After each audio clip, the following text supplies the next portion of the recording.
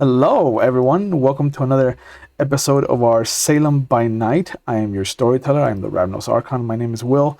And last we left off with our Camarilla group, we opened up with Melvin arriving at the Cheeky Beaver, one of the best gentlemen's club in the area that he was in.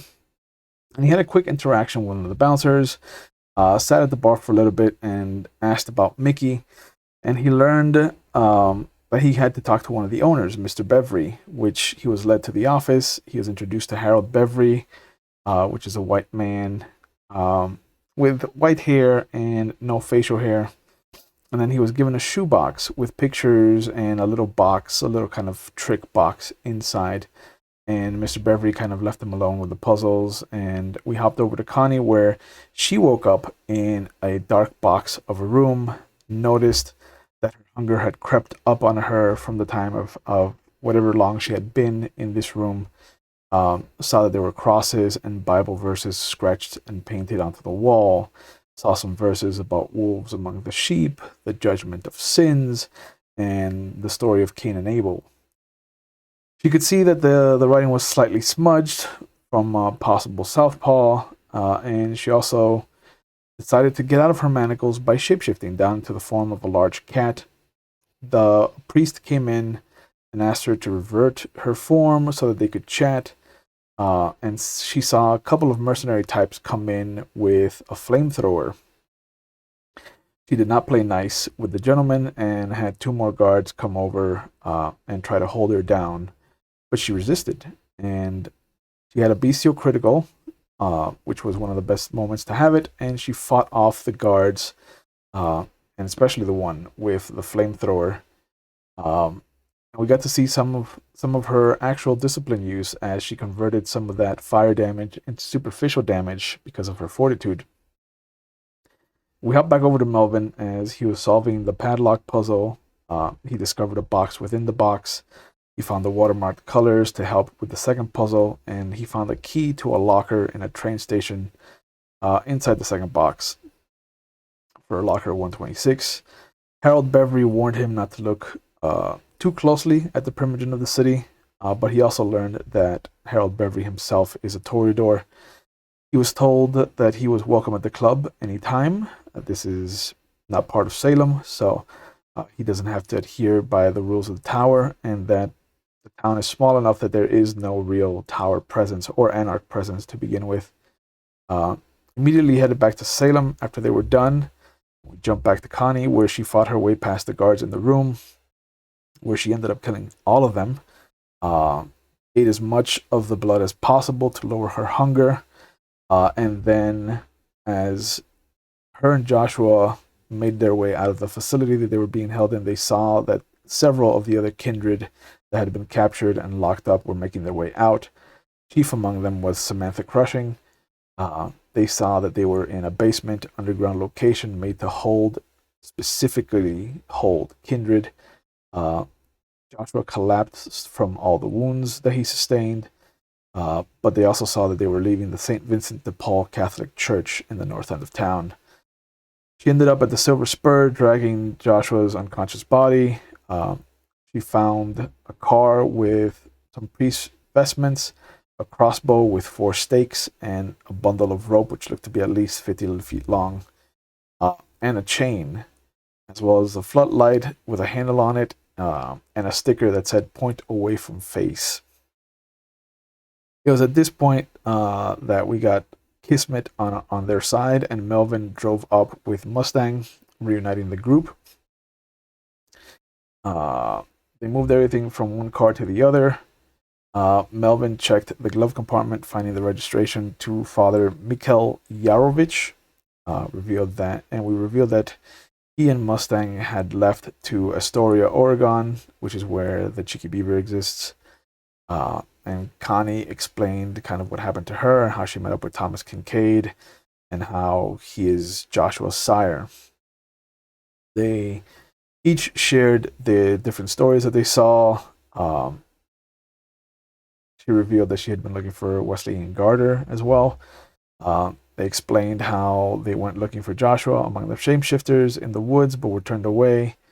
And then it was learned that Joshua had stopped before he could kill Garter at the gallery.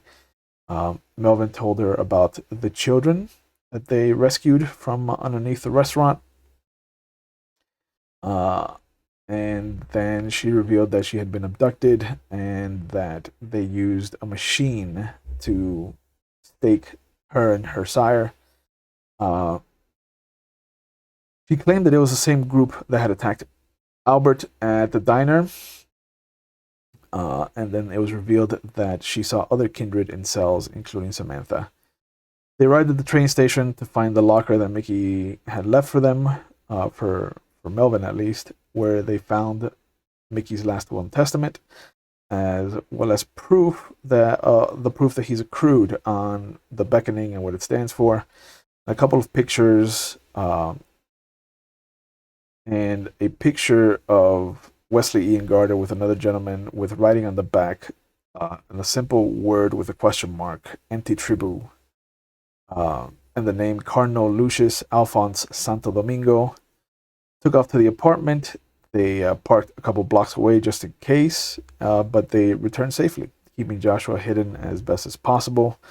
They left Joshua in Connie's room and put Abigail in Melvin's room. And we left off with him kind of sitting down to read the will while Connie kind of dealt with the actions of the evening. And because this is going to be a sad day, I think, let's start with a little bit of fun. What is the Pisces watch at? Like, what's the countdown to midnight look like? Countdown to midnight. I'm not sure by the question. What is it? How can you? This Pisces is a little lost. Okay, I was trying to be crude about you having to sit on towels, so I just wanted to know if, are we still dry, or are we? I actually haven't. I don't have a towel under me right now. Oh, you are brave. I'm here to. Don't put that stuff into the universe right now. I find it degrading, but I know I should. But I'm not. Okay. I'm gonna test out the vinyl flooring in this room. There we go. That's what we're talking about. Okay. That's what we're gonna do. There are other ways, but I like your spunk. My husband doesn't. By the way, for those that don't know, she's pregnant. Yeah. We're not talking about other things. Yeah, no. I don't have incontinence. I am inches from giving birth. Yeah. We're at. No. The baby may roll a die tonight. Yeah. That's maybe. That's how close she is. That's how close. He might stick out a little hand. We're like, oh god. We're like at 5th and goal. That's how close we are. Yeah. So now that we've got some laughs out of the way, now we're gonna cry. Now comes the depression. Now comes the sad times. Luckily, we've got 2 Pisces in the seat with us. So. Oh, yeah, you're a Pisces. Wait, your birthday? No, I'm Aquarius. No, you're an Aquarius. I was talking about you and your passenger. Your birthday's early. Yeah, my passenger is also a Pisces. Yeah. Yes, but Pisces, Aquarius, fish, water. Yeah. Anyway, it's true. We figured it out. We're finally even. We're finally even because now there's 2 Pisces and 2 Aquarius. Mm-hmm. All true. I've been overrun for a while. Yeah. But reading the last will, it starts off. This is the last will and testament of one Matthew Freeman, Ezekiel Jefferson, and Mickey Douglas, being the one and the same person. Being of sound mind and body, I do hereby leave my earthly possessions to my youngest childer, Melvin. You have pieced together my former history of having been a slave and my violent emancipation. But I always felt like we were 2 peas in a pod. Out of the 2 of us, though, you had the better sense of keeping your nose out of trouble, especially if this is being read out to you. You're a good man. You've had bad luck, but ain't no bad luck come our way that we ain't been able to handle. You've got instincts, follow them. The one thing I ask is that if my files have not been destroyed, they should be. They are too dangerous, and all they've done is bring me more bad luck, raining down not just me, but anyone I've gotten involved. I don't want that for you. The only file you really need to lose track of is the one labeled Spain. I trust you'll do the right thing. Remember, before the elders disappeared, this was a game to them. Some of us never knew what it was like to not have to worry about the jihad. It's a huge weight to not have to worry about. So maybe don't worry about it. Live your nights how you want, not how some elder wants. Make good choices.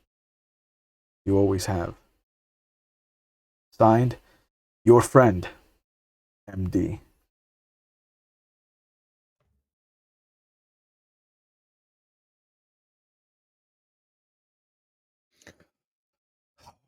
Okay. No pressure on me. But now damn, I gotta find my other notebook because I remember MD Yeah, was Mickey labeled in Douglas. something. Right. But okay, no, never mind. I thought of something else. So I kind of put it down and just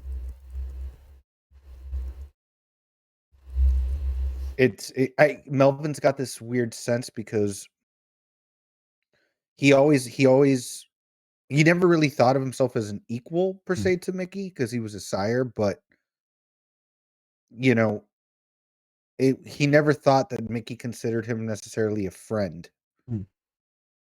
You know, like it was I was a responsibility which he taught me, but I feel like Mickey always kind of kept it as it was one of those situations where it was like professional. Mm-hmm. You know what I mean? Yep. And especially this is something that's nice for Melvin to hear because there was a slight sense of betrayal from the first moment I found out that he didn't go to Chicago like he told me. Mm-hmm.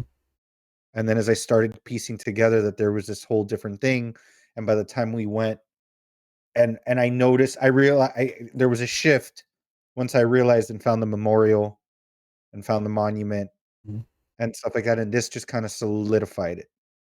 And the fact that I'm not his only child, and he knew somehow that it was going to be me that finds us. You know, that it means a lot to Melvin.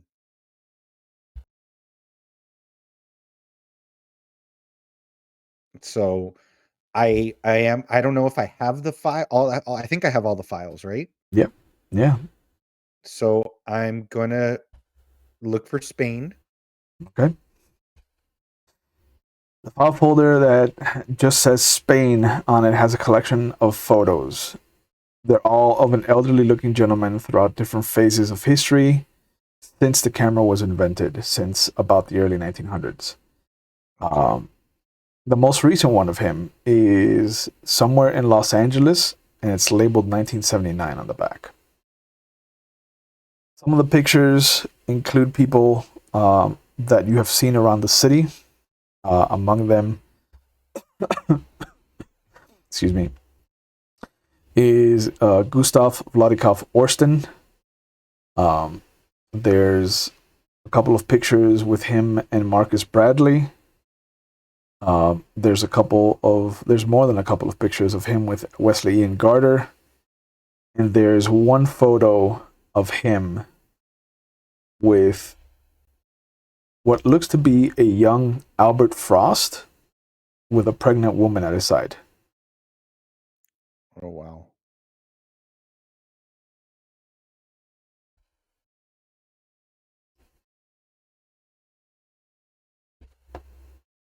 And I have never seen this elderly man. No. In fact, the majority of the pictures that include Gustav, the older gentleman has what looks to be priest vestments on. Like it's very something religious. They're very well kept. It always looks like the inside of some kind of church. the pictures with what's his name, Marcus, are a lot more informal. Like there's no vestments. They're all kind of in very kind of open buildings that don't have anything going on inside of them. Like they're being scouted out,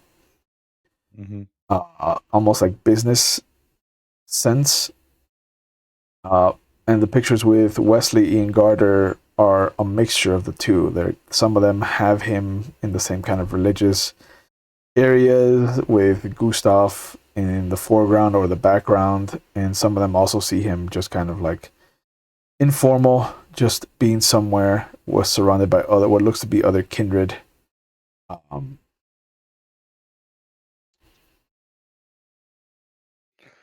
Okay. I'm going to take the photos from the file, because he said remind me in the will. He said to dispose of the files, but specifically Spain. Yeah. There's also a picture of what looks to be an Elysium. You can recognize most of the kindred in the city that you've dealt with. There's a circle around Garter with the word antitribu sprawled above him. There's a star by Samantha Crushing with the word secrets above her. And there's and Harvey Green has just underlines under his face, and then just the word trust with a question mark. And you said Sam. It's Sam, Samantha. Samantha Crushing, yeah. Okay. Okay.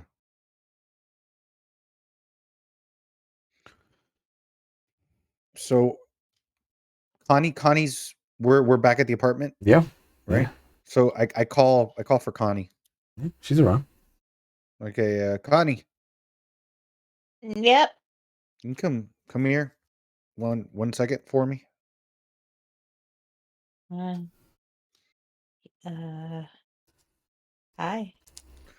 I smirk. I grab one picture and I just kind of look at it again and I smirk. And I grab it and I turn it to her and I'm like, "Get a load of this." And it's the picture of the elderly gentleman with a young Albert Frost and the pregnant woman. Oh my. Wow. How? Where did you find? Was this in the files? Never underestimate us, Nosferatu.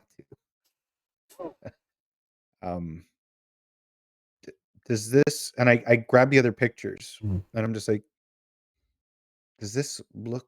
I saw in the car that it was registered to a religious priest, and I know that Frost was attacked by a church.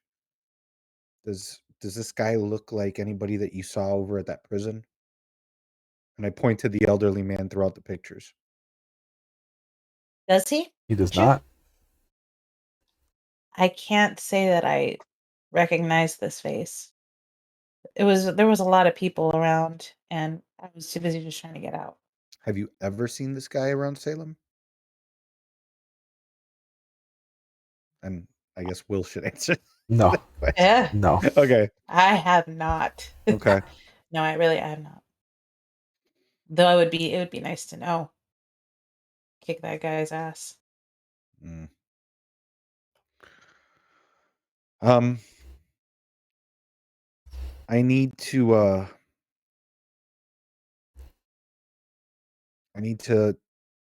get rid of this. I'm gonna Mickey yet wanted me to do it, and I'm gonna honor his request. The Nosferatu and me, I couldn't resist taking a look first, obviously. I just curious. I wanted to see if maybe you could you recognized him, since he's in a church for some reason, which is quite odd to me. I don't. But I'm sorry to say that you would have to destroy it. I imagine Is the woman in the photo his wife? We never saw her, right? Never saw her. It looks like they're in a museum of some kind. There's prehistoric and old world musical instruments, like a display of musical instruments throughout history. And it looks like the older gentleman is kind of being led around by Albert Frost. I mean, I know that it would be dangerous, but it'd be kind of sweet to give this to Lydia, especially if that's her mom and she's pregnant with her. But I also understand it probably isn't good to have this evidence floating around anywhere. Let me ask you this.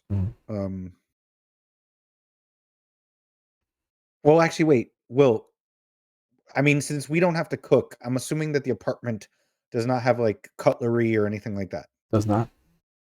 Like, do you They think rip you the could? guy out.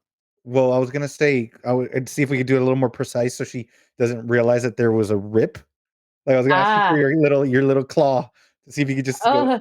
You want me to just Yeah, just kind of like slice it so that it's just the picture of Albert and her mother, so that technically I did destroy the picture.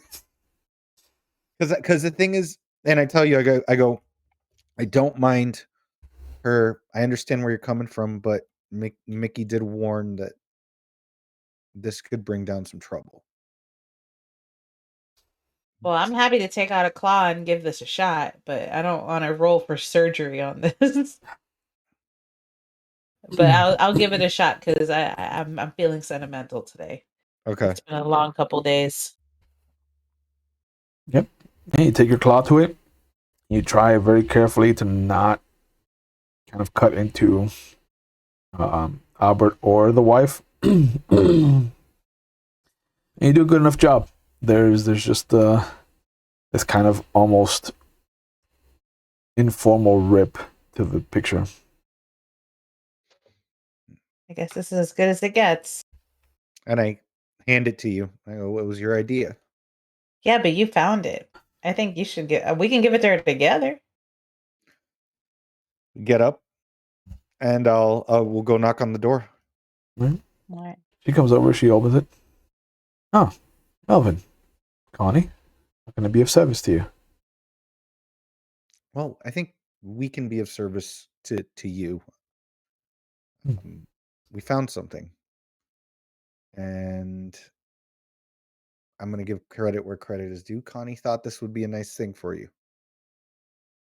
And I kind of look at Connie, I nod, and then I hand her the picture. She looks at it for a moment, and you see her finger kind of come up to where Albert is, very, very carefully kind of rub the face. And then she very lovingly kind of rubs her thumb over the woman's belly, and you can see a single red tear from her left eye. I appreciate this. Thank you.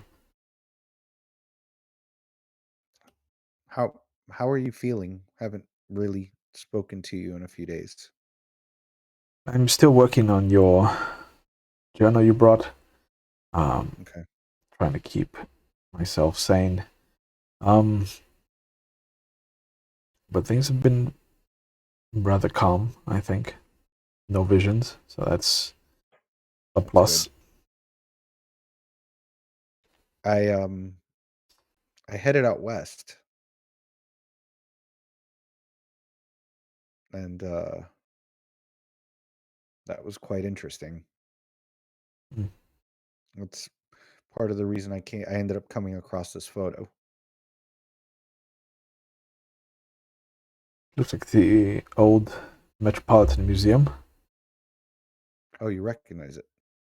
Well, of course you would. Your dad probably bored you to pieces there, and I smirk. Mm-hmm. More than once. I I grabbed the other part of the photo Mhm. and I ask her, and I'm just like, do you remember a lot of your father's acquaintances? Not necessarily. If they weren't involved with the university that he taught at, I didn't really get to meet anyone. I show her the photo. She cocks her head at it. And I actually don't show her the picture so she sees that I cut it out. Mhm. I grab one of the other pictures because she wasn't born, so she may not recognize him from that face, that Yeah. age. Yeah. So I'll get the next one Okay. where I could kind of surmise is in the timeline. Yeah. Yeah, she looks at it. Oh, this is an old photo. Mm-hmm. I mean, so is the one that you're holding. Yes. Yes. But no, this is. I haven't seen the cardinal in a long time. Oh, he's a cardinal? Mm-hmm. That's how he's always introduced to me. Um, would that be Cardinal Lucius Alphonse San Domingo? Santo Domingo, yes.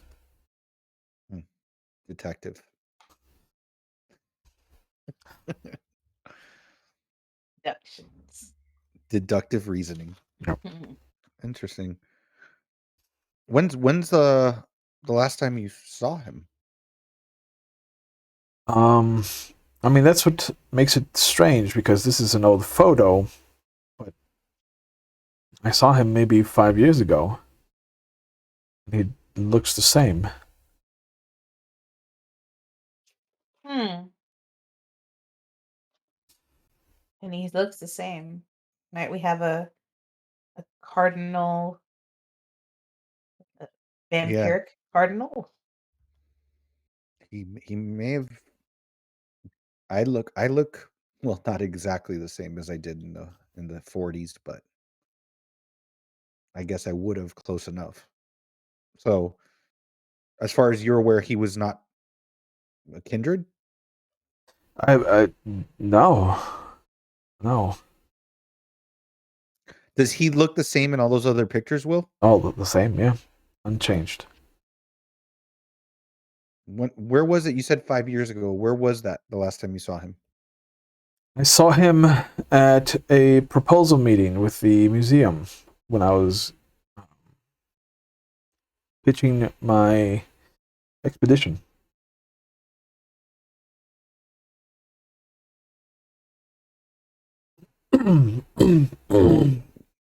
Where were you going on your expedition? Just out of curiosity.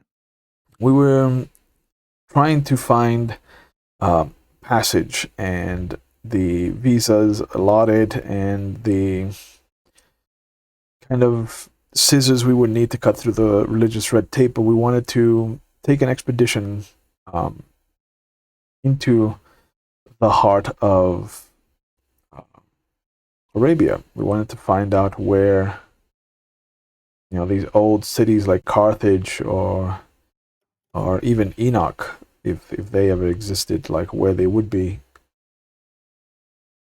And I would think that he was very keen on the idea. Oh, he was, yes. Okay, yeah, I would think so. Seems like Carthage is a topic of contention for many folks. So I've learned. Yeah. Well, I appreciate your information that you gave us. I'm gonna hope you enjoy the photo. I grabbed the other photo back. Yeah. And if you need anything from us, as always, we're phone call away. Oh, of course. Thank you. Now I need to. I walk out, and I'm like, and I just say out loud, I'm like, now I need to figure out how to destroy this file. Because if I can't light it on fire, because I'm terrified of fire. Mm-hmm. Oh, fair. Well, I'm not. I could do it. You can do it? You're still Yeah. terrified of fire. It's a vampiric bane. Oh, are we all terrified of it? All of you are terrified of fire. Never mind. Well, could we shred it and shred it some more Shred it and dunk it in water and and turn it to sludge and flush We're it down the toilet? Connie and I are gonna play a game for the next hour where I'm gonna throw papers in the air and she's just gonna claw it like Fruit Ninja. Let's do it. But I'm gonna start ripping at them and breaking them apart and doing whatever I can. I mean, I've got potence, so I shouldn't have a problem ripping them apart. Not at all. And about half an hour into it, you start to get that sensation. The body starts to kind of become rigid, and you can feel that sunrise is approaching. All right. I will. Well, Connie, I think we got to call it a day. Well, I have to say this has been a very eventful first evening back in the apartment together, and it's been so nice to see the crew again, to see you again. And I guess even briefly see Alfred again, kind of. Albert. What did I say, Alfred? Alfred. Yeah. God. Classic Alfred. Classic Alfred. No, Albert. And I point to Joshua on the couch or in your room. I'm like, he's gonna be okay, right? I think so. I think he just needs a good rest and probably a lot of food in the evening. But I'll keep an eye on him. Yeah, not the way I thought I was gonna meet Joshua, but you know. And I just kind of shrug and I go to my room and I have a good night. You too. Okay, so one of the things that we have to take advantage of is the fact that now that the night is over, we get to deal with the remorse roll of one Connie Eastworm. Oh, that's right. Because you did take some stains for all the murdering you did. There was some shish kebabbing. There was some shish kebabbing and burning and things. Yeah, well, do I feel remorse? I could tell you right now, I don't. Absolutely not. But I guess I'll roll for it. Does she have to roll? Because it's clearly no.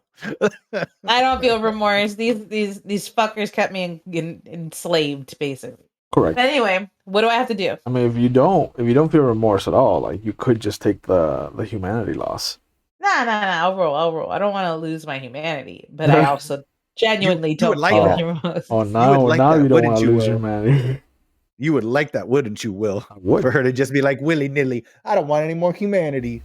I'm going to murder everybody. I'm already losing humanity by the session.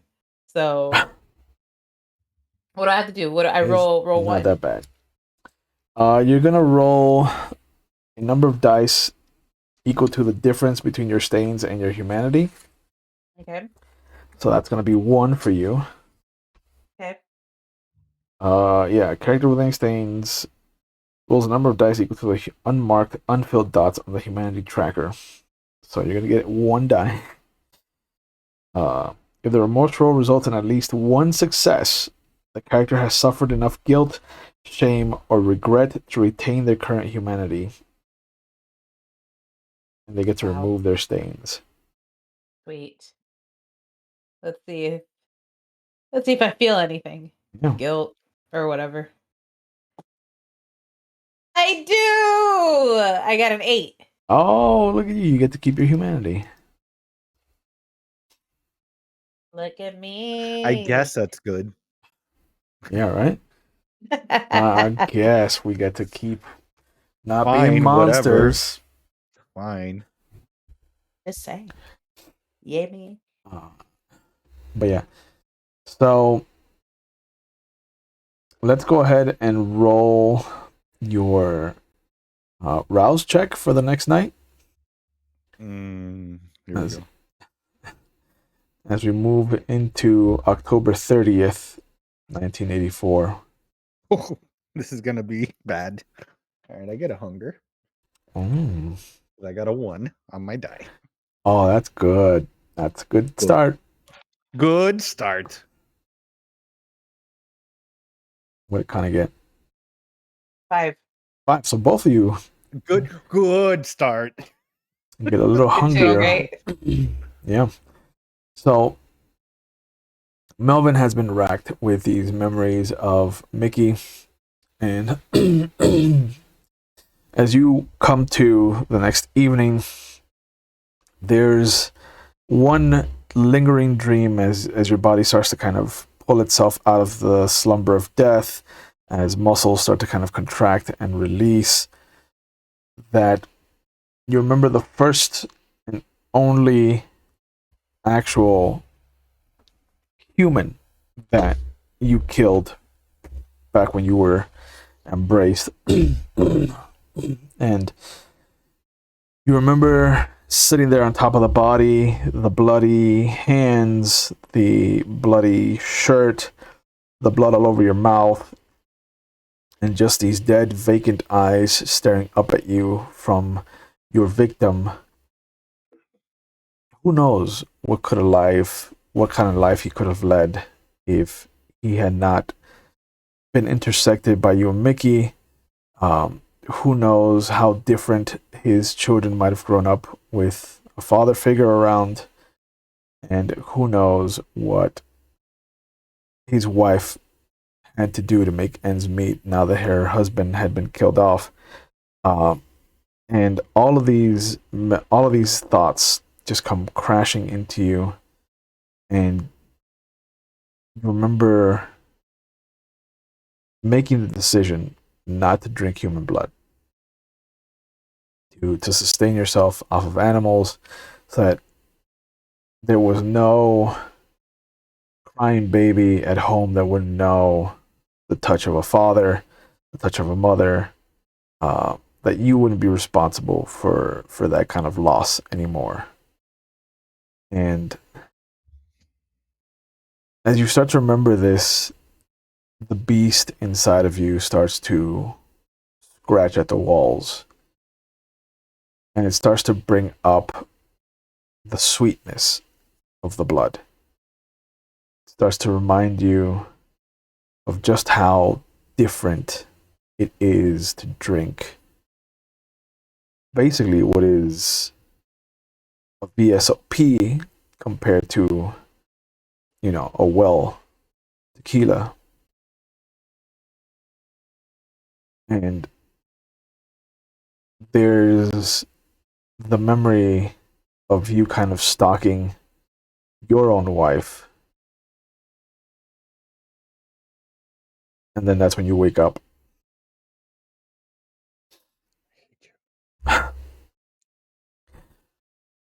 Connie, you come to, sitting next to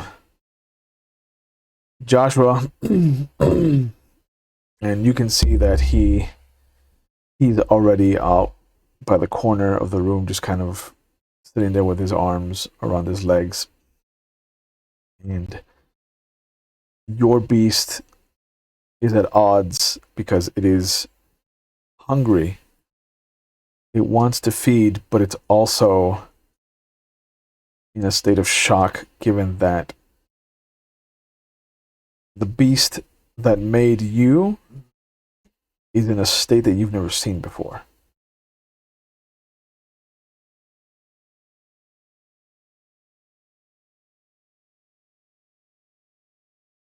Hey.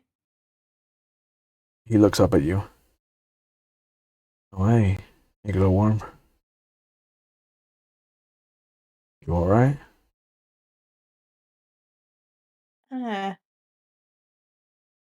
I've been better. Yeah. How are you? And he kind of smiles at you. He's like, I've been better. To be fair, you've looked better too. Thanks. I thought we had grown out of appearances, but I see we're not there yet. Just trying to lighten it up a little, but Good I'm choice just of glad that you're words. okay. I know that you're probably a little confused. Do you remember anything that happened? Do you remember how you got here? I remember killing a fuckload of people who deserve to die. Yeah, that we did. I remember seeing your coterie members. I remember hearing my wife's voice. Do you have my wife? Yeah, your wife is she's here. Not in this room, but she's here. Right. Yeah, it's complicated. Right now you are in the towers. This is our apartment. Oh, Anastasia's place. Yeah. Okay. It, it's been a blessing. It's a very safe place. Does anybody know we're So here? besides the people who need to know.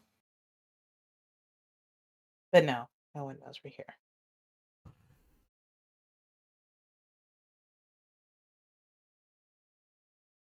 Can I don't know, interest you in anything?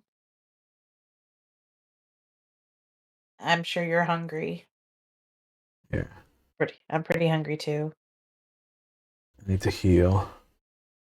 I need to feed so I can heal. It's a catch 22. Yeah, been there.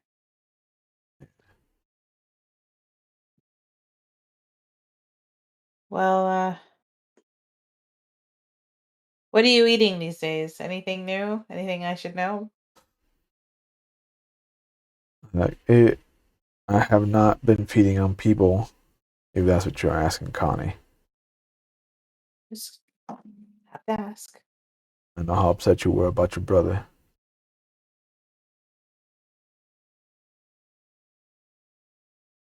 We don't have to talk about him.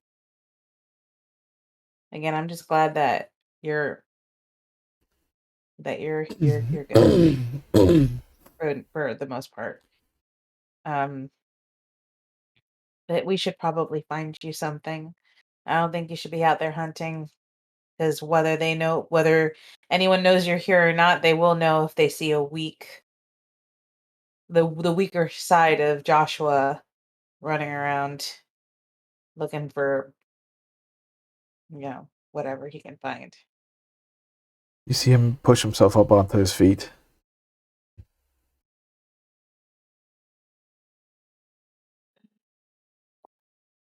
Yeah,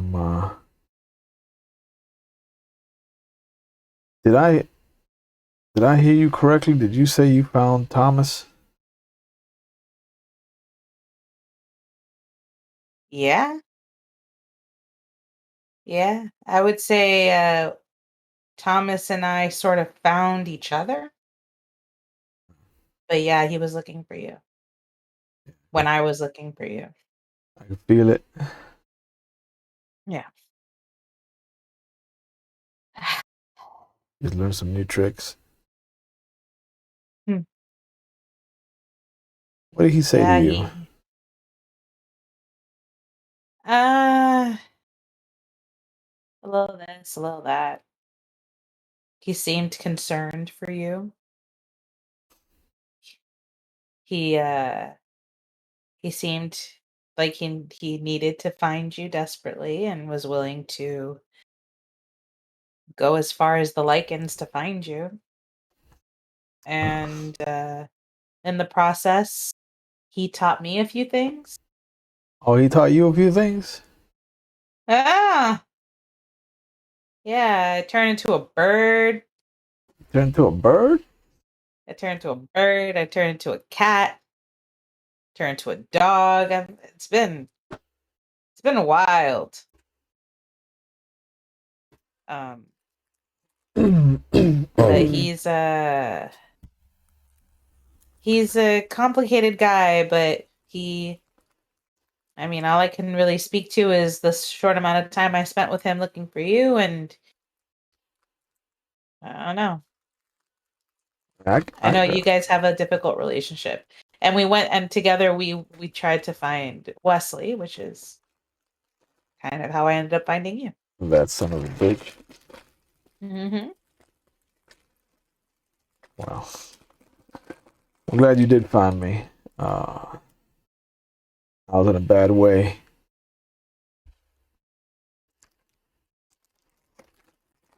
Yeah. But whatever, we live to hunt another day. Evening. Another night. And he steps over to you.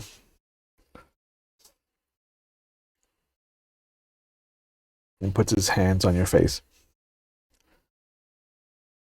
I want you to know, there has not been a day that has not passed that I have regretted forcing this upon you.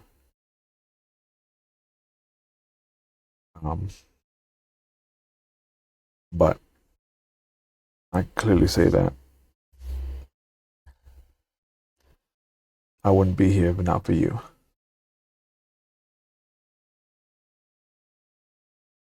Are you getting soft on me? This isn't my sire. Is that probably the nicest thing you've ever said to me? And you and see I him, appreciate it. He smiles and he's like, death changes a man, Connie.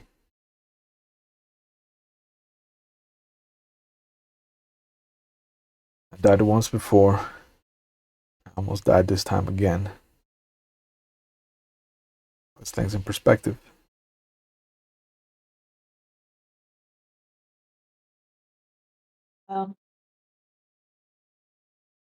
Why don't you try to get some rest? I'm gonna see what the rest of the coterie is up to. I'm sure that Melvin's probably hungry too, and he doesn't quite eat people either.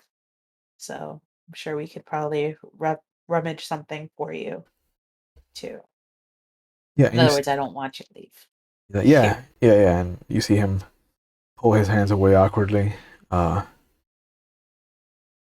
that sounds like a good idea. And you hear the doorbell ring. All right.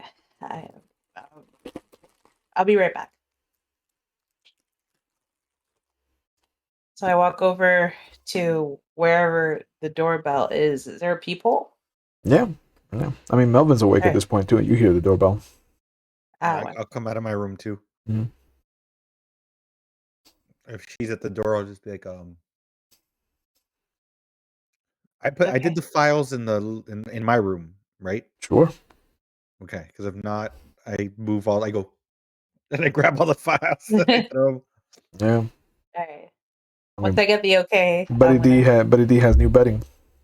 Yeah. Nice. Well, I'm hoping she urinates and defecates on the shredded pictures that I'm trying to hide. Yeah. But yeah, Connie grabs the little step stool, gets up to look at the peephole. Wow. She's so little. I snicker. Like, Betty D and I snicker. It's Tulip. Oh, cool. All right, one sec. Get down from step stool. Put step stool to the side. And I open the door. She smiles as she sees you. Connie. Hey. Nice to see you. Been a while. Yeah. She looks past you. She waves at Melvin. Hi, Melvin. If it's not my favorite person.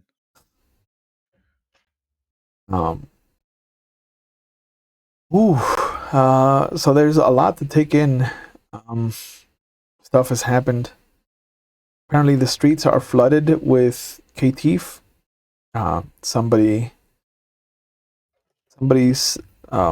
released a bunch of them out into the cities. We've been tracking them down, trying to catch all of them. It's been one hell of a night. Are you guys all right? I mean, I motioned for her to come in and close the door. Yeah, she does. I'm like, I mean, it's a little tricky. I don't know exactly what your definition of all right would be, Tulip, but there's been a lot that's happened with us too. You see her eyes light up as she looks past even you, and she rushes past the two of you, and you see her hug Joshua. Oh yeah, that.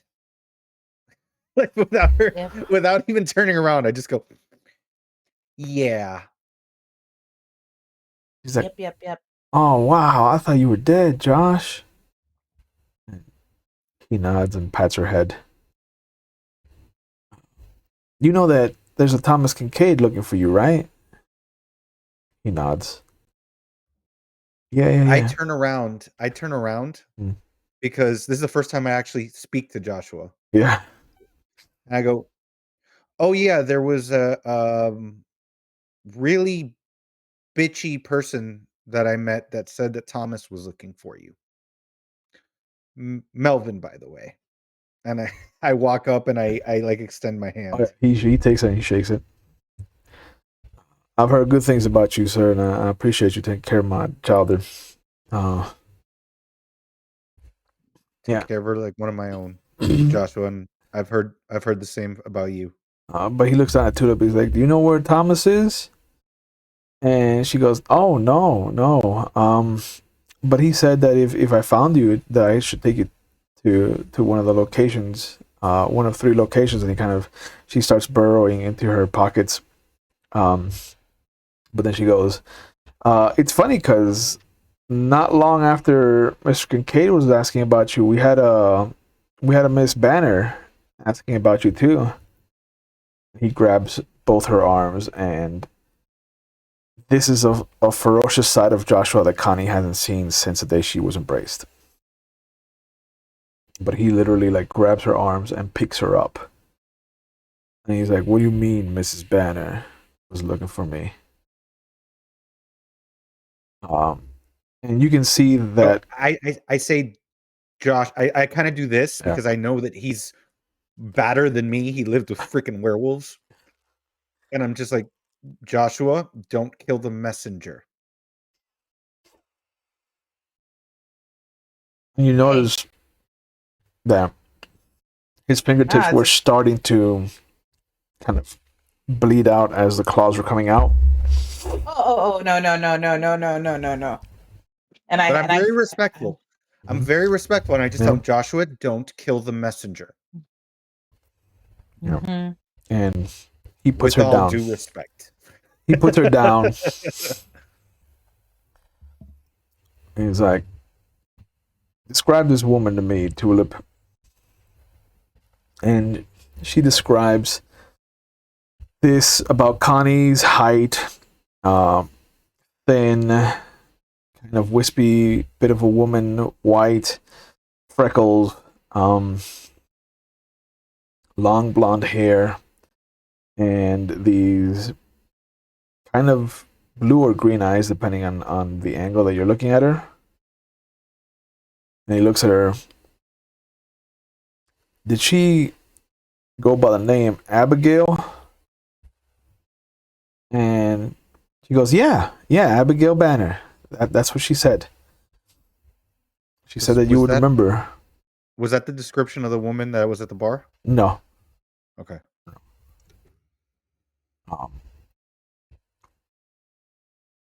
And he kind of closes his fists. You can see that there's a bit of blood from where the claws are digging into his own skin.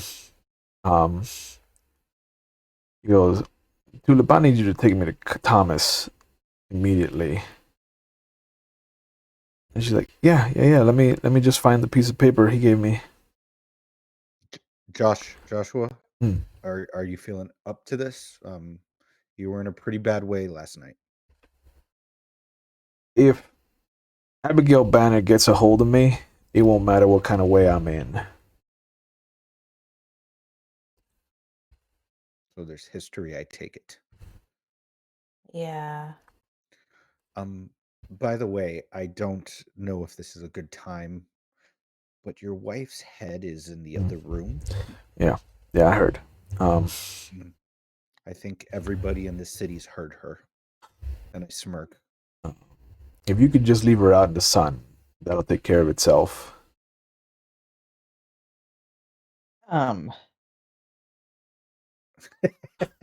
This is here, Connie. I'm like,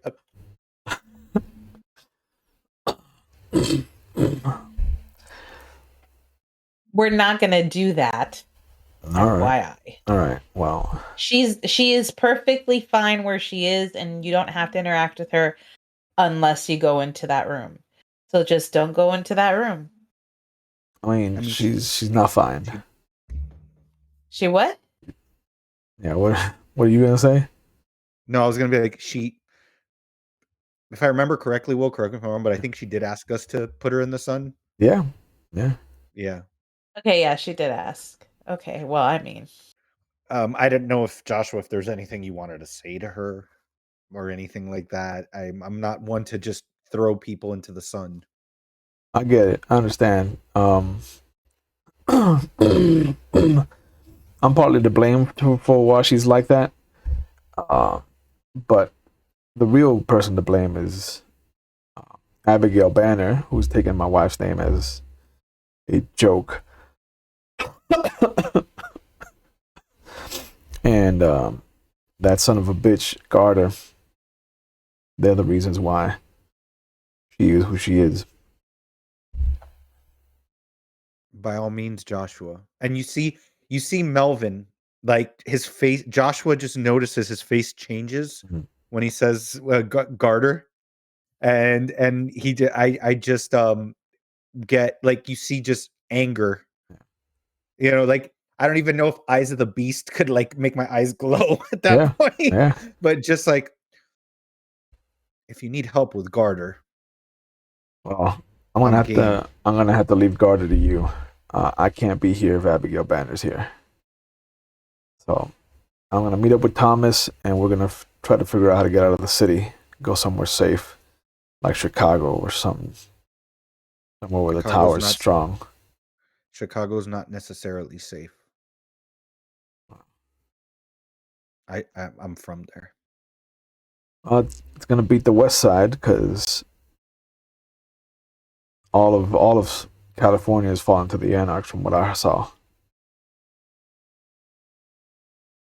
And if Chicago's not safe, then we'll make our way to New York. If not, then we got to move on to London.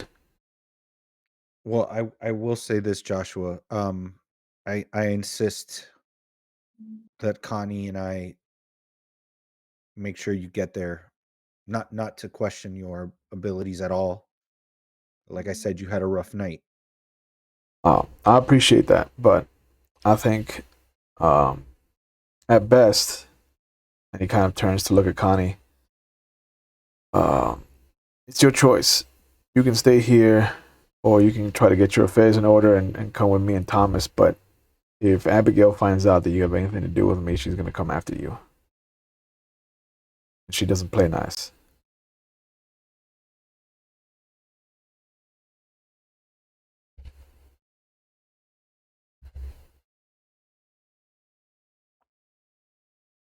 okay. And then Tulip kind of looks over. She's like, also, I didn't mean for any of this to happen, but I was also here to let you know that there's an informal Elysium happening on Thursday.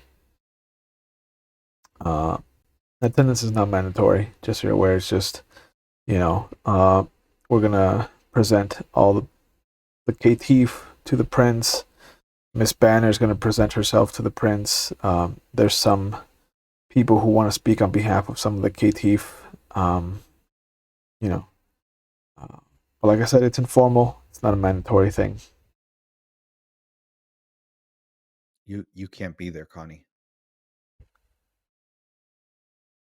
Nope. Joshua, does Abigail, as far as you know, does she know about Connie?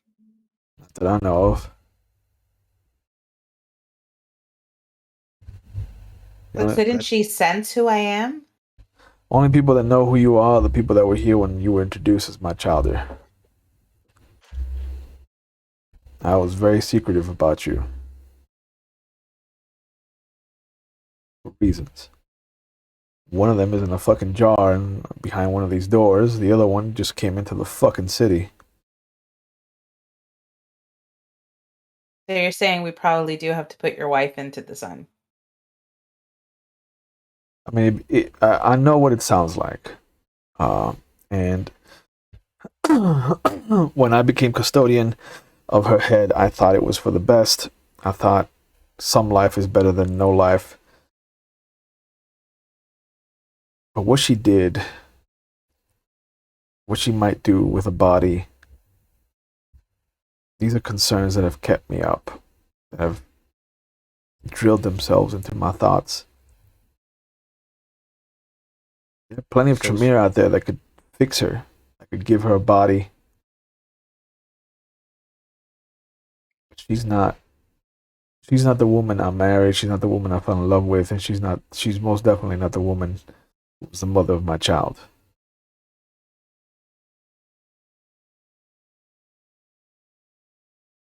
You know, I think that I involved myself enough in your marital affairs by bringing her out of the unit in which she was stored, and for that I apologize. Whatever you decide to do, I'll support. I mean, for a long while, I thought about just sitting out on the roof somewhere with her and just being a couple one last time, watching the sunrise together for the last time.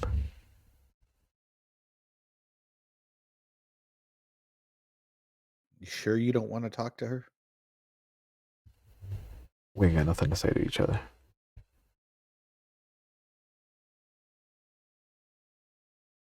All I can say is it doesn't seem like, I mean, Thursday is right around the corner. You have to leave here by then, and presumably, I guess so do I. Mm. So, whatever you decide has to be within that period, because if you're not here and I'm not here, and should Abigail find her way into this, like find this apartment, who's this? If what you're saying is true, who's to say that she wouldn't take your wife and take her to a Tremere? Mm-hmm. And then we'll have two Abigails chasing us. Yeah. So I don't know. I don't know your wife. I know that you have a complicated story, but to Melvin's point, this might be the last, like literally the last time in for eternity that you'll be able to speak with her. I get it. Let me take her. I'll take her to Thomas. He'll know what to do. Okay. Joshua, before, obviously you have bigger fish to fry at the moment, but I can't. I would be remiss if I didn't ask. Did you hear anything about who killed Mickey?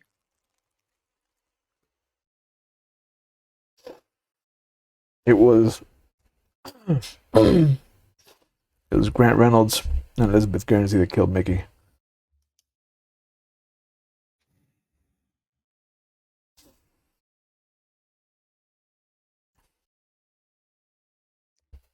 And you know this for a fact. Mm. they used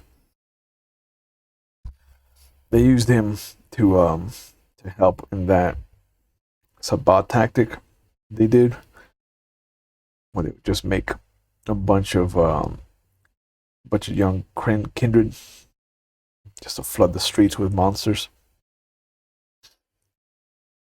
So some of the KT that might be being looked at could be some of Mickey's children. Depends. Sabbat used to mix their blood together in a chalice, kind of make a religious thing out of it.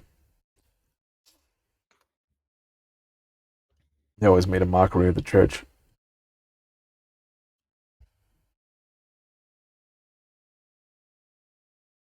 Joshua, how did you gain the ally of the and I stopped myself because Tulip's there. But Tulip knew, didn't she? That he was Probably. with the werewolves? Probably. I don't see anything. But I'm like, you seem to have a way with gaining powerful allies, if you understand what I'm saying. Mm. Someone who's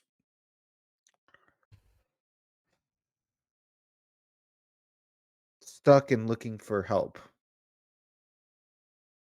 What do you think? What's the best way to go about doing that? If you're trying to make friends with my friends, it's gonna be really difficult. The last Nosferatu they trusted ended up betraying them. Well, I've already met one of them twice, and she didn't kill me. Yeah, It was actually Virgil. that's because I asked them not to. Well, I guess I owe you another one.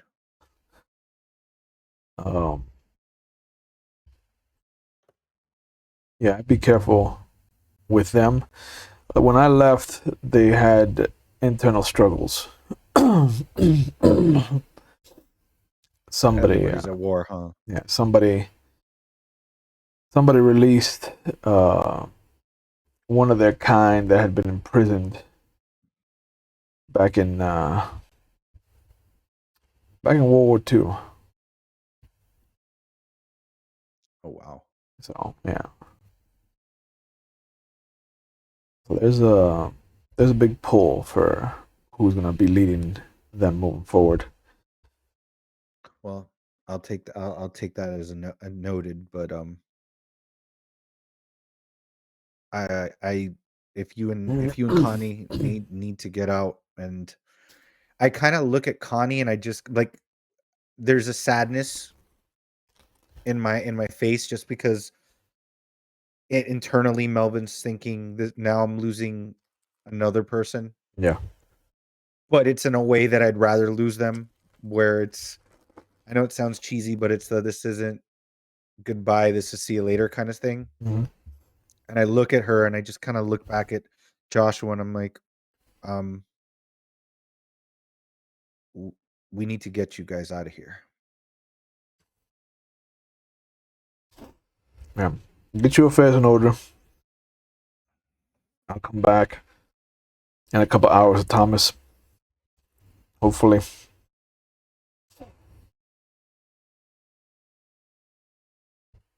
Are you again? You sure you don't want us to go with you?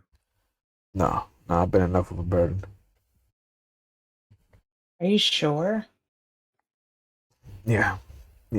I'll I go to the room while he's saying that. Mhm. I grab the head and I put like a thing over it. Yeah. And I'm just like, oh. And there's a reverence with how he takes her from you. And he's like, I appreciate this. I don't know if I would have treated her like a parakeet, but I appreciate this. well, I didn't know if you wanted her to see you. It's We all right. took care of her not like a parakeet most of the time. Almost But we all did of keep the her in time. a dark room. I'm sure I'll hear no end of it on the way to Thomas. And she went on a road trip with me, so that's I got her to she got to see some sights. That that's something. It was in a stolen car. It was interesting. Huh. Well, the story I just didn't gets steal it. worse and worse the more you hear about it. I just smirk at him, and I'm like, and I again, and I kind of like I put my hand on his, like I kind of tap his arm, and I'm like, it unfortunately it was a short introduction, but if Connie's any reflection of the type of person you are, then I hope she's a better one. And he just extends his hand out to you. I take it out and shake it. Be safe. All right, Tulip. That's Fine Thomas. And she waves at both of you. She's like, "All right, I'll be back, guys." Before she leaves, where's the Elysium at? It's gonna be at let me see. And she takes out a piece of paper. I know there's a rotation, but I just don't remember. I don't know time wise where we would be at now. Yeah. That's not what I wanted. There we go. Sorry, I didn't mean to catch you off guard, but no, it's fine. I should have written it down. Where is the right map that I'm looking for? It's gonna be over in Northeast Neighbors. Somebody has allowed us the use of the Salem First Church of the Nazarene. Oh no, that's the church, isn't it? That's a church. That's not the one that they from the Cuckoo Bananas people? No, not the Cuckoo Bananas Church. Okay. But we have heard this name before.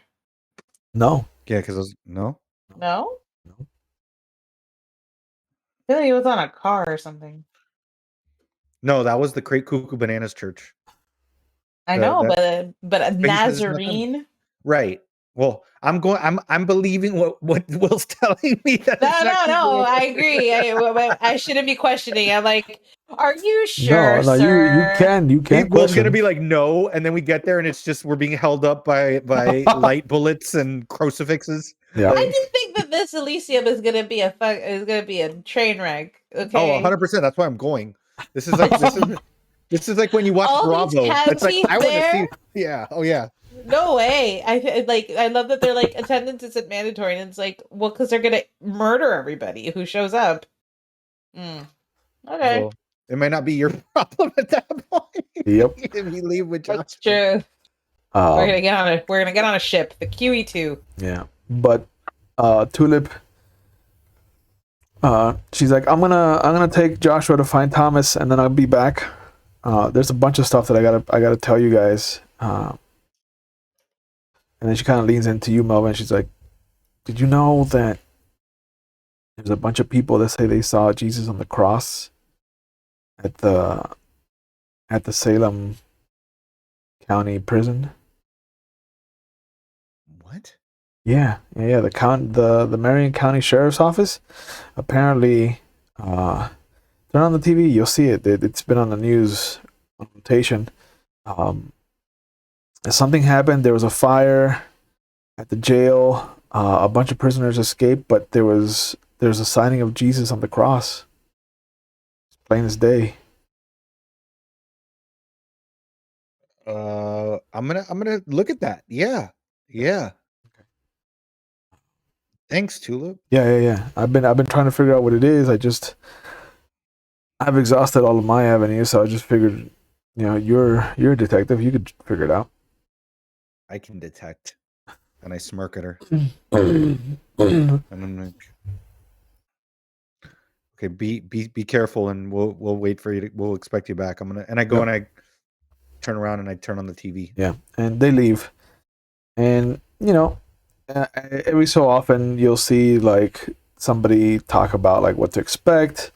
Once the 10 o'clock news comes around, and once it does, you see that they still are having a kind of jail watch where they have a truck there. You can see that people are coming from out of state, from as far as like Florida and Maine, and even from like Mexico and Canada. Like people are coming as like a pilgrimage to this jail. And you can see that there's just religious people outside. There's songs being sung. Um, the sheriff's office is kind of under construction because of the fire and whatnot. But they say it's been one of the weirdest things we've seen. A fire erupted in the records room. Took out all of the recording equipment for the county jail. So there's no images of the actual Jesus on the cross on any of the cameras, and there's no way to find out how it came to be, who drove the flaming car into the jail. But you know, several of the free souls that were arrested, as well as several of the other like miscellaneous criminals, managed to get away that night. Connie, does that look like where you were at? No. No? Okay. Well, yeah, because I saw you in the diner, so. Doesn't look like where I was at, but I wouldn't trust any church right now. Can I looking at the images or anything? Is there anything that catches my eye? There's the crash of something that came in through the front. You can see that there's the image of the tires when they squealed into a stop. So if what they say is true, that a flaming car crashed into the place, there's no way that the fire from the car at the door could have reached the records room in the back. Okay. There's no damage to show one fire traveling to the other. It just is two different areas that were set on fire. One of the officers was run over when the car came crashing in, but nothing happened to him. It's one of the miracles that they're attributing to the Jesus on the cross. Right. Vampire. One Do they have of a name for that guard? Did they say the name of the guard? No, to respect his privacy, they have not mentioned him. But they do say that one of the other officers was just frozen by the image of the cross suddenly. She had kind of stared down one of the prisoners that was escaping, and then the second that the Jesus on the cross appeared, that it was like everything just stopped for her. There was just this innate fear in her body. And one of the other officers corroborated the same thing. She's like, yeah, I felt the same fear, but I ran before I ever got to see the Jesus on the cross. It was like the air was electric, like you could feel that something just didn't sit right.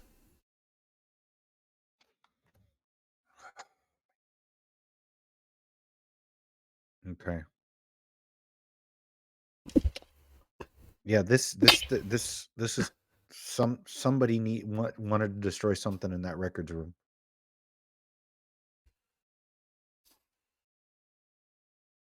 That fire doesn't connect from what I see in that footage. You think they could be hiding? I mean, it's a state penitentiary. They could be hiding a lot. It's a county jail. Or county jail. Sorry, county jail. We could go. Well, no, but Tulip's coming back. I was gonna say we could go down there, but I don't know how long it is going to be before Tulip comes back. I'm actually. I'm gonna make a phone call. Actually, no, I'm not, because these people are tapped. Damn it.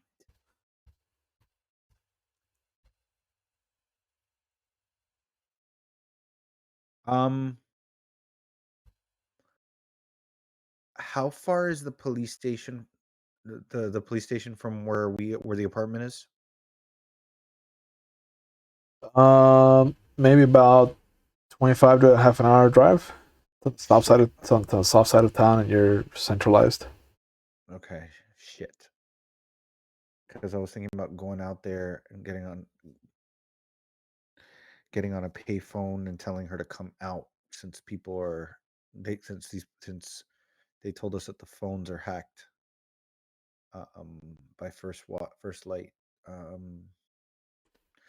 Because I want to call you know who and be like, hey, what was the name of the guard? What the hell are they talking about?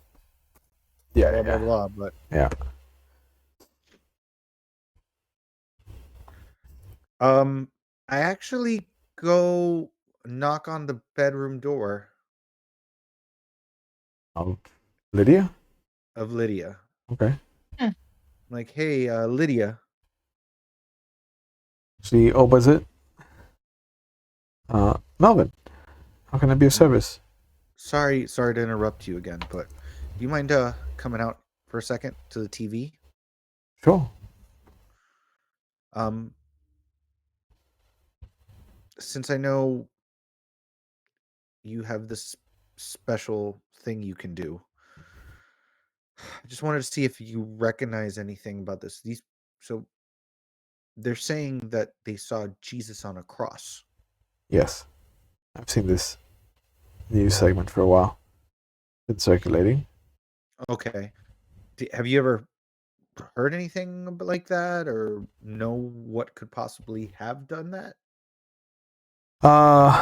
Well, I was told, I've been speaking to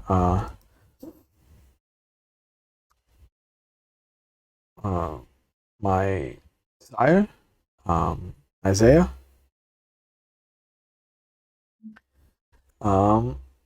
He believes that there are ways that some people can use the abilities that your clan is known for disappearing, to create figments.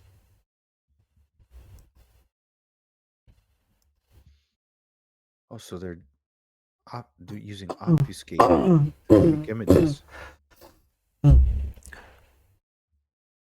I haven't mastered that yet, but that sounds very useful.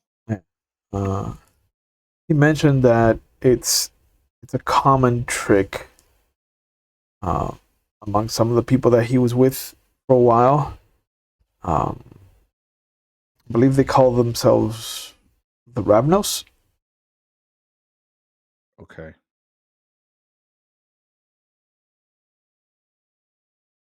So, but I didn't think there was any in the city.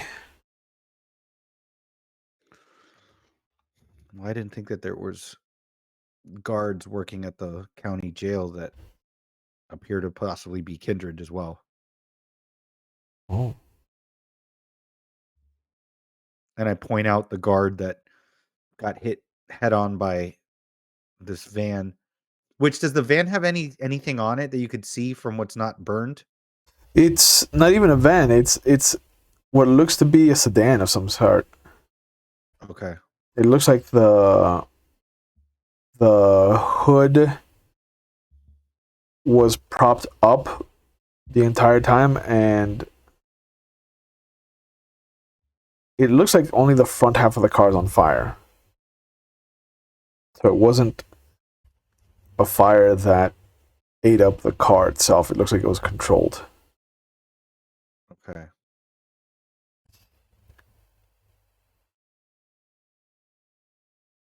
So what would a Ravnos be doing in here?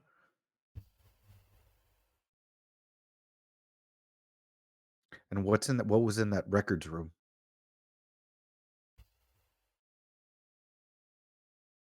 Because that seems to be the target of this whole thing. Yep. All right, Lydia. As always, you are extremely helpful. Try. Are you good? Is there anything you need from us? No, I was going to spend another hour or so on the journal and then go for a hunt. Okay, keep your head down. Apparently, there's a lot of crazy that's been going on out there. Oh, okay. And I just nod at her. Like it's kind of like okay, you can go. Yeah, she goes back into her room.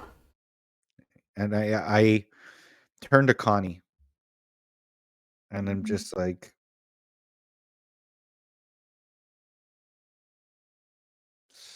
so I guess I'm losing you too.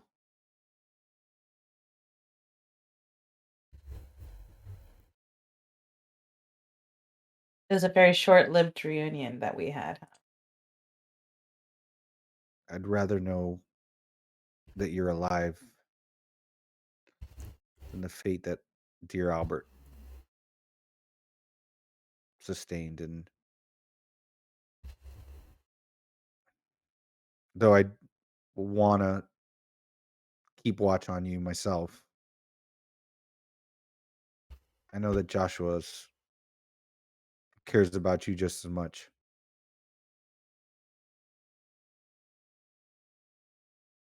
I will say I'm getting really sick and tired of being handed off to different men.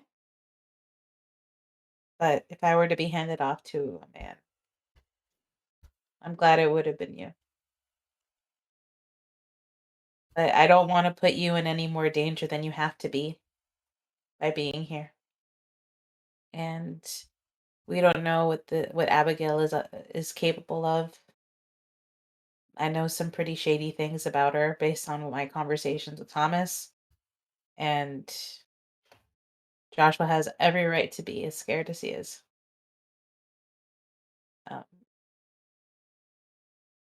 And who knows, maybe I'll learn to turn into a bigger animal. Tiger or something. Or maybe something that a cheetah or something that can get back fast if you want to visit. Exactly. I watch animal shows. Your Benny D loves it when you Yeah. when you watch all those National Geographic big cats episodes with her. Yep. She loves all that stuff. I'm sure she adores it. I hope I'm around to see more of the person that you become, but I think Abigail Banner's the least of the problems here.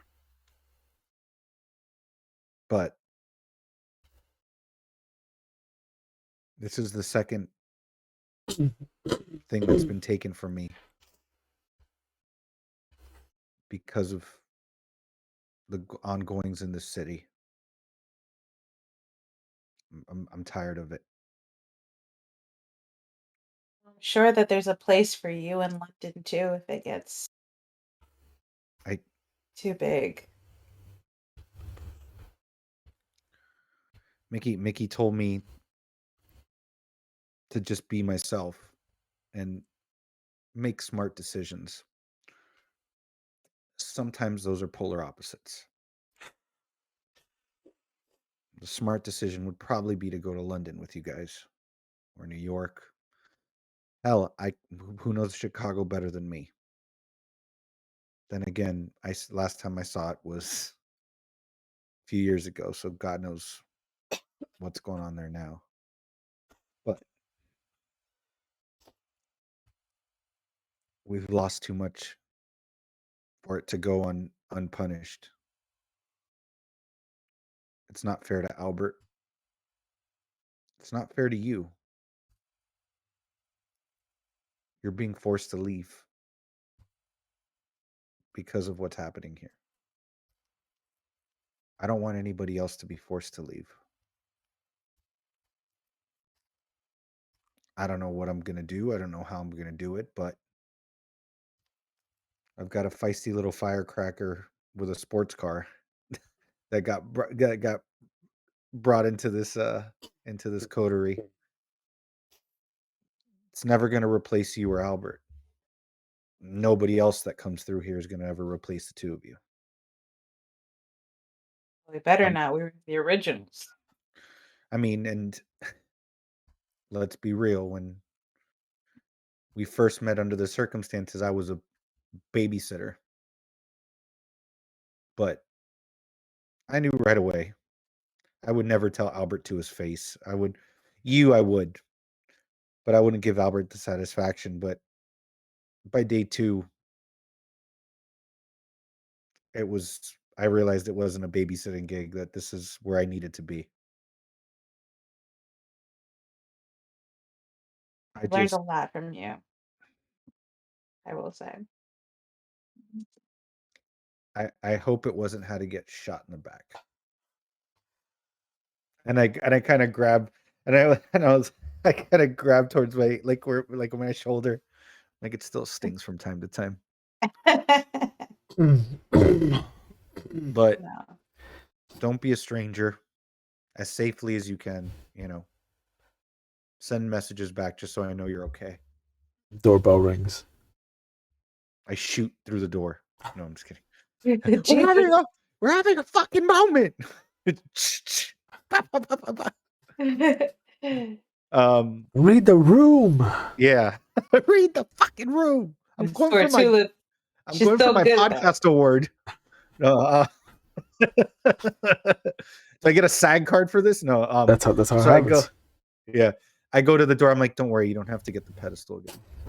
And I smirk.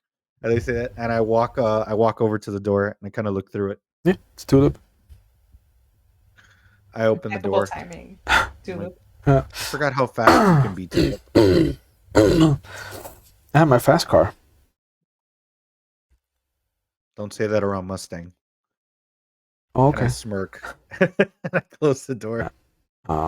So she comes back in. She's just like, "Hey, I hope I wasn't interrupting anything. I just wanted to come back and let you know things have been going on because I haven't seen you in forever.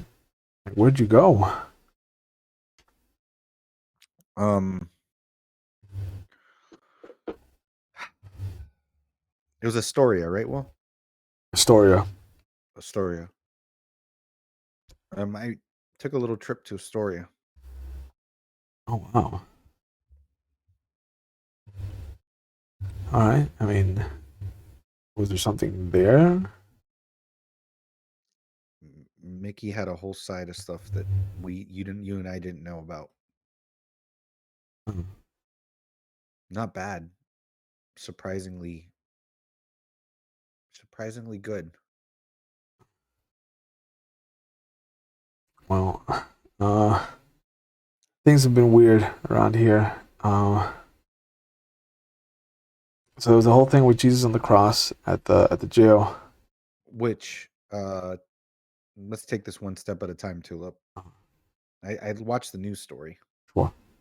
What do you know much about that jail? It's on the south side of town. The prince has a couple of ghouls there. Which is why that guard didn't get hurt or killed when the car hit him. Oh no, Cartwright wasn't one of the ghouls at all. That was just an actual miracle. Oh, so his name's Cartwright? Yeah. Okay. But he's not a vamp? No, not at all. Okay. What is do you know what the prince keeps in the record room there? Nothing. It's just supposed to be the county jail records and then the cameras for the surveillance.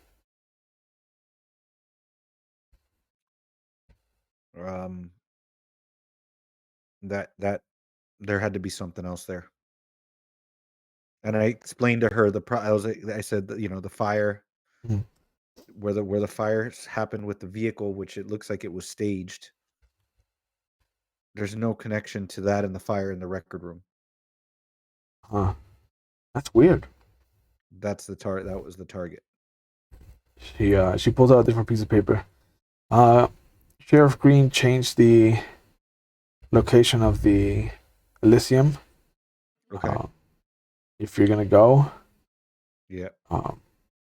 He feels like the church might be a little too strange given the Jesus on the cross, and the whole thing might be hitting a little too close to home. Okay. So he's gonna do it out of the Deepwood Museum and Gardens. It's gonna be in the north end of town.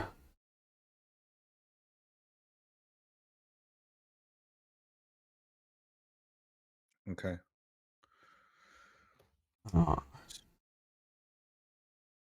There's word that one of the KTF that we're going to be looking at is he remembers being embraced by a woman with a short temper and long black hair. And some people believe that that's Guernsey's chowder. Really? So I know Samantha is going to vouch for him.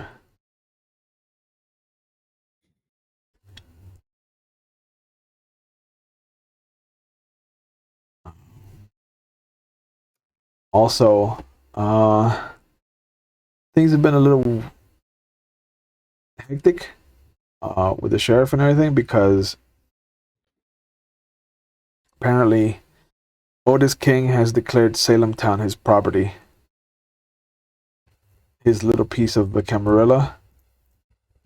And he's claimed that it is a safe zone for kindred regard. What was it? Salem town? Salem town. Okay. Yeah, it's where his bar is. Okay.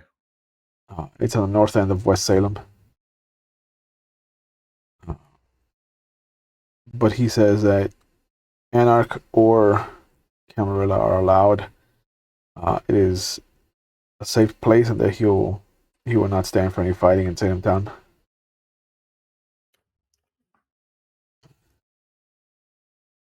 He's appointed Manny his sheriff.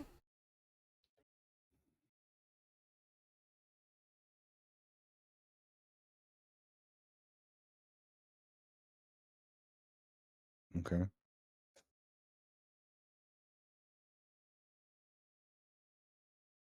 He's appointed Coulson his seneschal.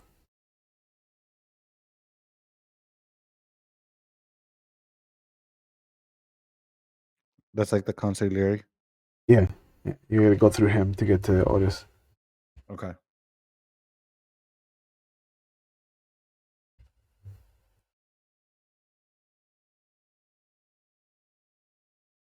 Man, I missed a lot. Yeah, things are really in a chaotic state right now, Melvin. Has anything happened with Grant Reynolds? He's still roaming around West Salem. Claims it's his barony. But he's been pissed ever since he lost Guernsey. Well, hopefully he's going to meet her soon. He leans in. Melvin, people have been talking about someone on the Primogen Council is the one that brought the hunters here.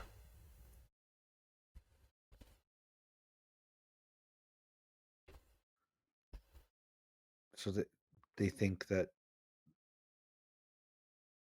they're setting it up to be able to take over. It looks like it.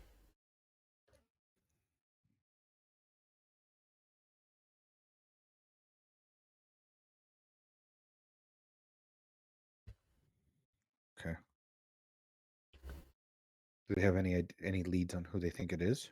No.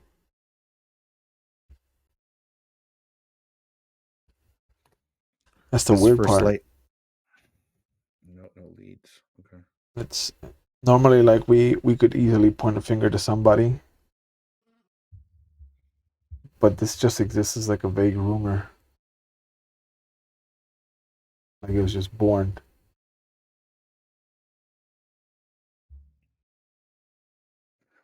I mean, they did start before the Elysium, where all hell broke loose. Yeah. So, I mean, and I look at Tulip and I just kind of say, seems like one person stood to gain more than anybody else from the outcome of that Elysium.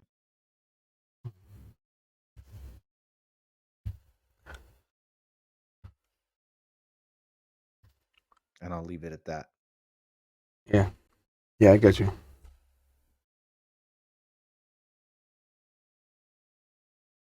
Tulip, let me ask you a question. Has there been any kind of talk, just out of curiosity, about some children that were found at a hospital or anything like that? A group of children. Was there anything on the news or anything like that? Not that I've seen. No. Okay, good. Don't forget I asked. Okay. If there is somebody that brought the hunters here and is working with them, definitely, we need to tread lightly. You need to be very careful out there since you're always on the road. Hmm.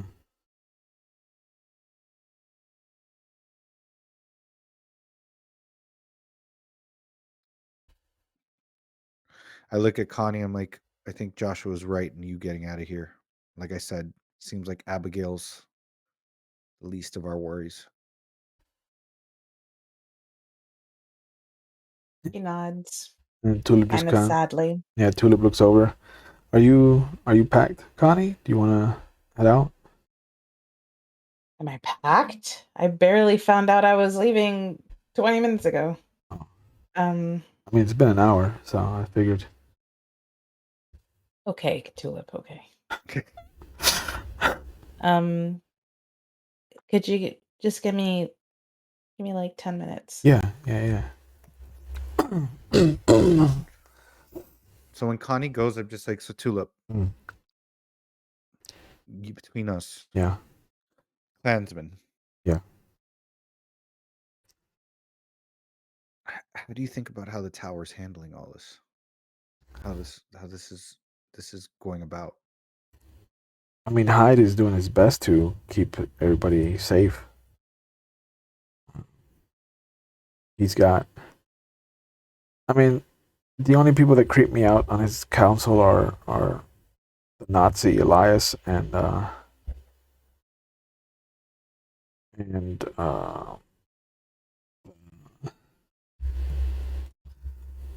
Garter, because he says some racist things under his breath. Oh, he's a straight piece of shit. But Julian has proven to be a very nice gentleman.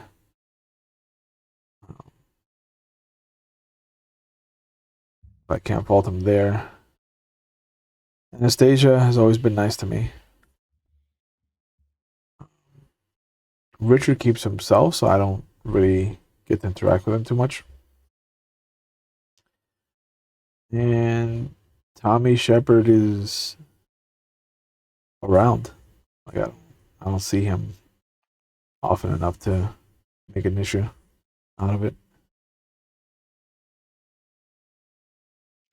Curious to see what they talk about in this Elysium, because based on what Joshua said, shit's already hit the fan in the West Coast, and there's only one direction it can go. You've still got that invasion of those folks from Asia. Yeah. They cleared out the street tomorrow for their block party for Halloween.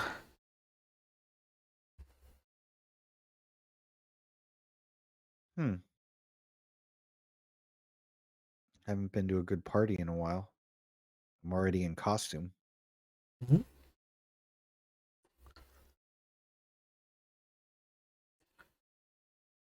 Might be a nice time to scout out the enemy in plain sight. Oh yeah. I mean, who's gonna pay attention to my hideous mask?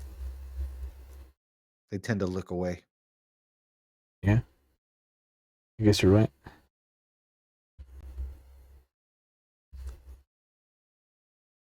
But make sure Connie gets there safe.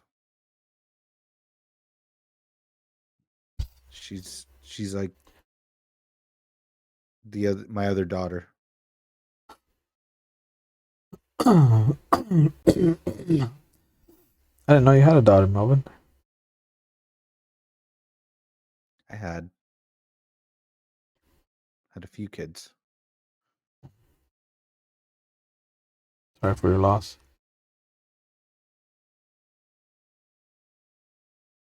Appreciate that, Tulip. But it's just me and Betty D really now. Yeah. Well, and Mustang. Mustang. But she's always on her own doing stuff. Yeah. Yeah, I know how But that I'm is. growing on her. You know my wit and charm Tulip. And I like wink at her. Yeah. Yeah, and she puts her head down.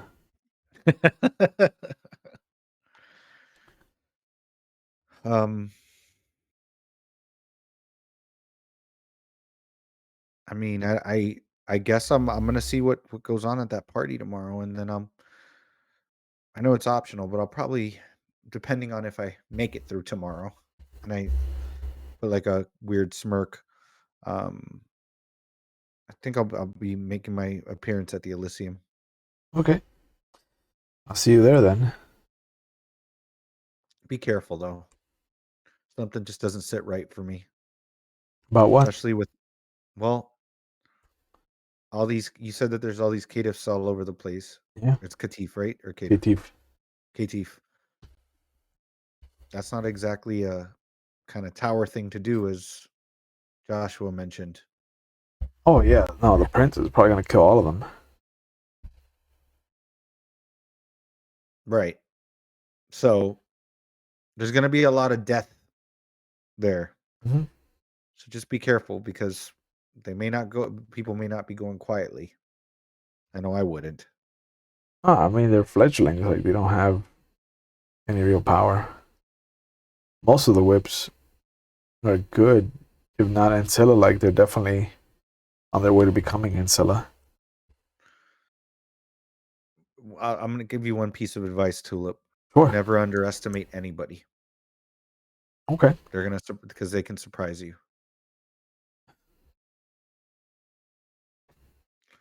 And I look at the door, and I'm like, God knows I did when I first met those two, and I was pleasantly surprised. I heard it was rough and tumble in the beginning. I mean, it was rough and shooting. I got shot a few times protecting those two. Yeah, I heard you took a shotgun shell to the back. Yeah, I did. But This is hold on. This is when Connie comes back and says, "But then I stuck my claws in government officials to save you." So this is true. And Will, what year is it right now? We're 84. 84. Excellent. So I say to Tulip, I go, in the famous words of that wonderful musician, "I'm still standing." Came out in 1983. I just checked it. boom. Boom. I'm not going to sing it, because then it's going to be demonetized. Yep. Oh, I just started singing it. Yeah. It's okay. We It's can alright. say Yeah. 3 words. Yeah. And she looks at you. She's like, "Oh, I never pictured you for nothing, John fan." I like the suits. Yeah. He's fanboy. Think about it, Tulip. We always try to live in the shadow. It's nice to see somebody out there getting to actually be themselves. You're right. All right, Connie, you ready?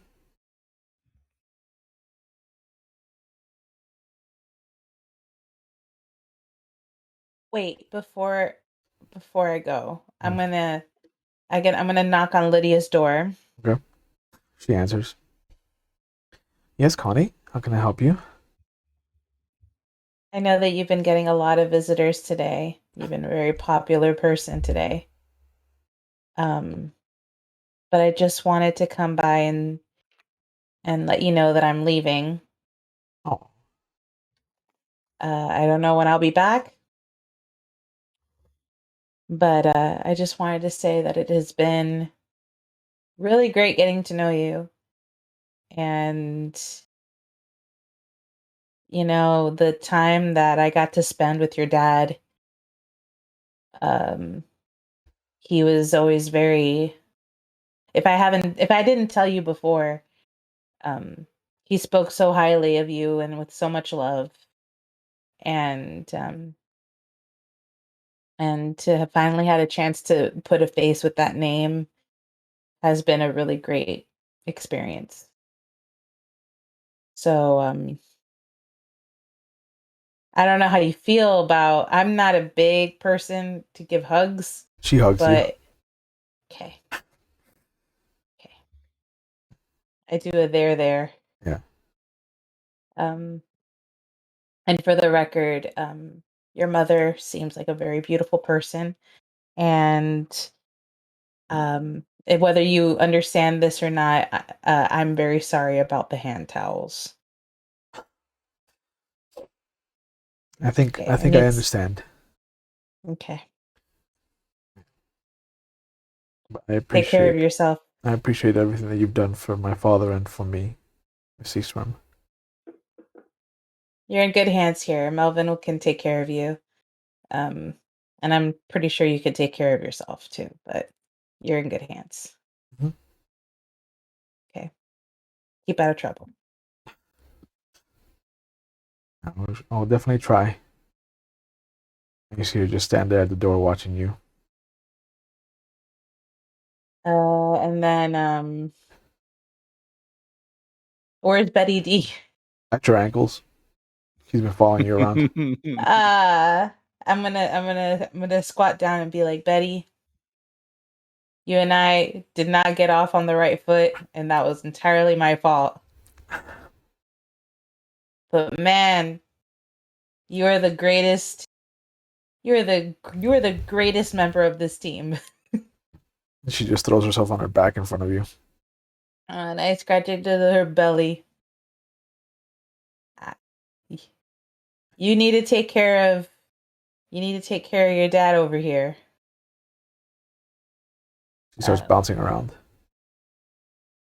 But I'm gonna miss you so much. I hope that you give everybody hell while I'm gone. And I give her a little snuggle. Yeah.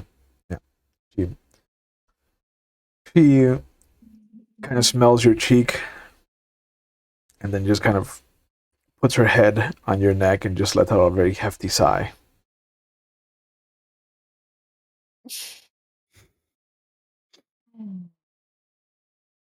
All right.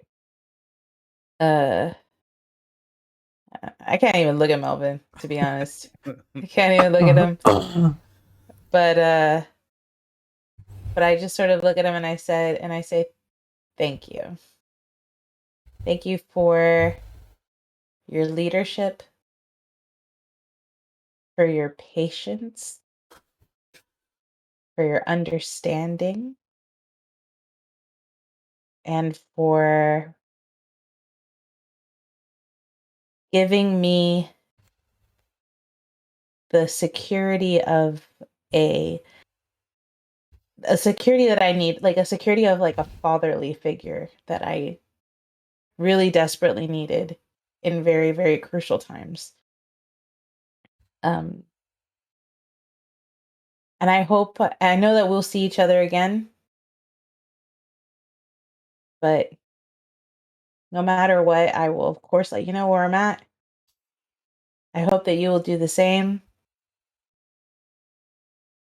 Um, and if you ever change your mind and want to join whatever the hell I'm doing, you have a place here. Uh, I know that you have a lot to do, though. I know that you're a man of integrity and you're a man of your word, and that you have a lot of work here left to do.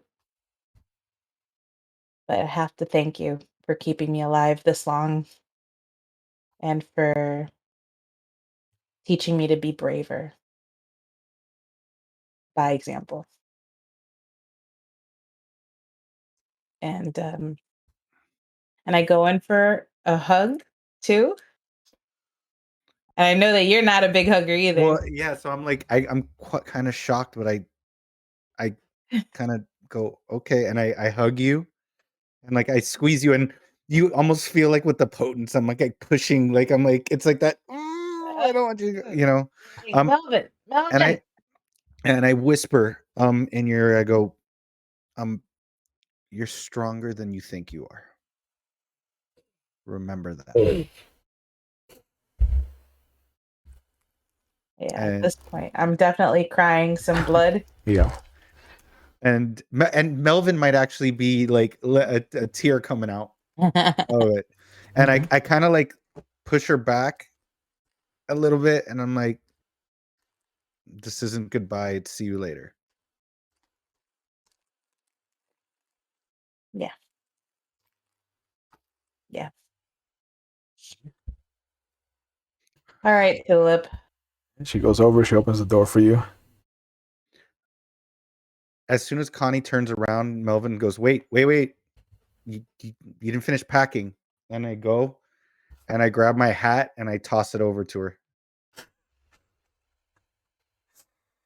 Stop. I got plenty. Don't make it a thing. It is a thing. But I'm like, it's one way to stay incognito. And I kind of wink at her. And Tulip kind of looks at you. He's like, I'll make sure that they're safe while they're in the city. I know you will, Tulip. Connie steps out. Tulip steps out. As the door closes. You see me wave. Like my hand just comes up to do a wave as the door closes. As the door closes, this is where we'll leave off for tonight. So I'd like to thank everybody for joining us. As always, please continue to wash your hands, continue to keep your distance, continue to wear your masks in public. If you are of age, please get yourself vaccinated. I know that I myself am triple vaccinated, and I'm still worried for other people. So please, if you are of age, get yourself vaccinated. As always, we take mental health very seriously on this channel. So if you feel like you need to reach out and ask for help, know that there is no stigma or taboo about it.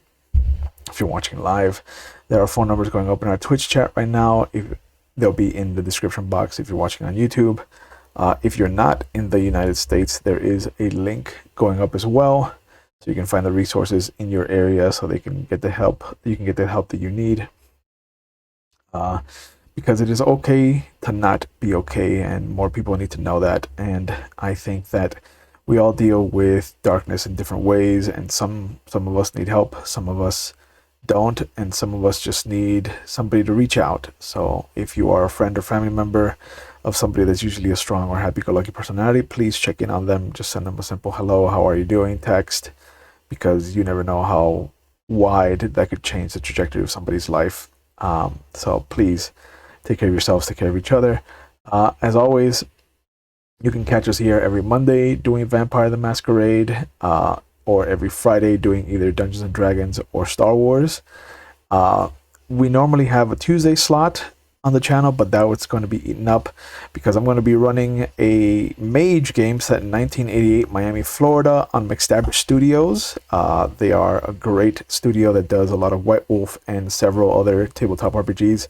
So if you're not following them, follow them so you can see the hilarity and the ludicrousness that is the mage game. It is Neon, Lisa Frank, and Miami just shenanigans. So that's going to be going on throughout the whole month of March on their channel. So every Tuesday we'll be running a mage game, and then April and May I will be playing in a werewolf game set in 1990s, which is going to be a lot of fun. I think if you're a fan of werewolf, definitely give this a shot, because I will be playing a much different character than the last werewolf game that I played in. And I think there's going to be a lot of beeper code fun to be had. So you're definitely going to not want to miss that. But as always, please take care of yourselves, take care of each other, and we will see you when we see you. Have a good night.